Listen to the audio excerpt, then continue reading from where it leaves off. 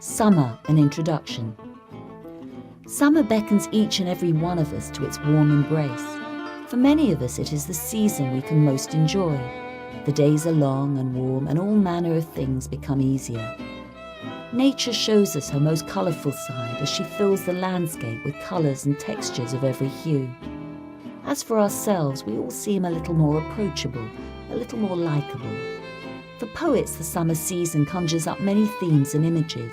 Keats, Blake, Dickinson, Shelley, Tennyson, Longfellow take us through many of these facets, ably joined by Meynell, Pope, Van Dyck, Stevenson, and others. This volume is poured from the mouths of Gisela Rowe and Richard Midgley.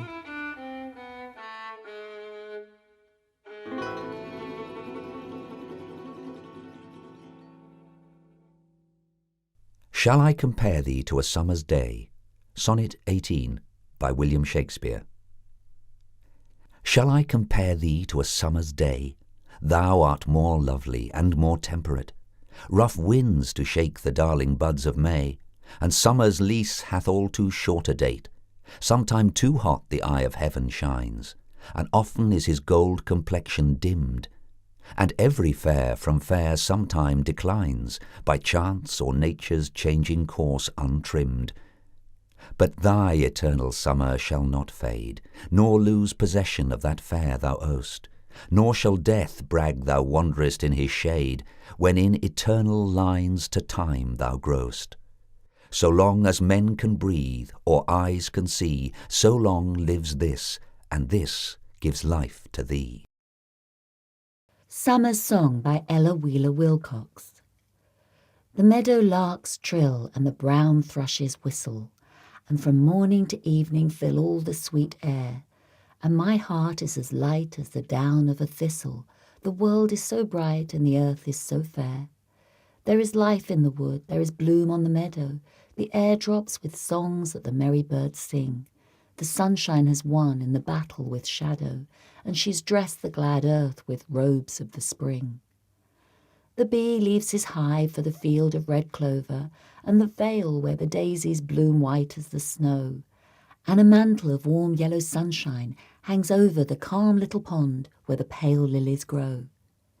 In the woodland beyond it, 1,000 gay voices are singing in chorus some jubilant air. The bird and the bee and all nature rejoices. The world is so bright and the earth is so fair. I am glad as a child in this beautiful weather. I have tossed all my burdens and trials away. My heart is as light, yes, as light as a feather. I am carefree and careless and happy today. Can it be there approaches a dark, dreary tomorrow? Can shadows e'er fall on this beautiful earth? Ah, today is my own. No forebodings of sorrow shall darken my skies or shall dampen my mirth. A Night Rain in Summer by James Henry Leigh Hunt. Open the window and let the air freshly blow upon face and hair, and fill the room as it fills the night with the breath of the rain's sweet might. Hark, the burthen, swift and prone, and how the odorous limes are blown. Stormy love's abroad, and keeps hopeful coil for gentle sleeps. Not a blink shall burn tonight in my chamber of sordid light. Naught will I have, not a window pane, twixt me and the air and the great good rain, which ever shall sing me sharp lullabies. And God's own darkness shall close mine eyes, and I will sleep with all things blessed in the pure earth shadow of natural rest. Dog Days by Amy Lowell. A ladder sticking up at the open window, the top of an old ladder, and all of summer is there. Great waves and tufts of wisteria surge across the window, and a thin, belated blossom jerks up and down in the sunlight. Purple translucence against the blue sky.